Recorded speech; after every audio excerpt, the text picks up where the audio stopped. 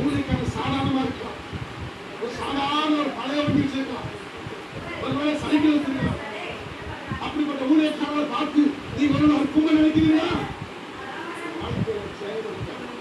ஜெயத்தை பெற்றுக்கொள்ள வேண்டும் என்றால் முதலாவது கற்றலை கனம் பண்ண வேண்டும். இரண்டாவது உங்களுக்கு தேவன் கொடுத்த ஊழியக்காரரை கனம் பண்ணுங்க. நிச்சயமா தேவன் தெரியுமா?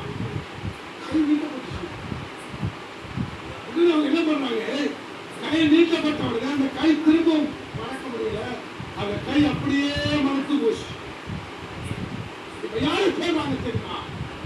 தேவனுடைய மனுஷன் கர்த்தருடைய வார்த்தையா குறித்திருந்த அடையாளத்தின்படி பலியிடம் வெடித்து சாம்பல் பலிபிடத்திலிருந்து கொட்டி அவர்கள் கொட்டி போயிடுச்சு.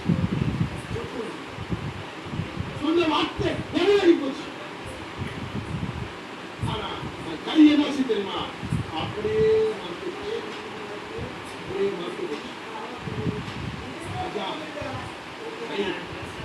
இப்ப அவர் என்ன செய்ய தெரியுமா? ராஜா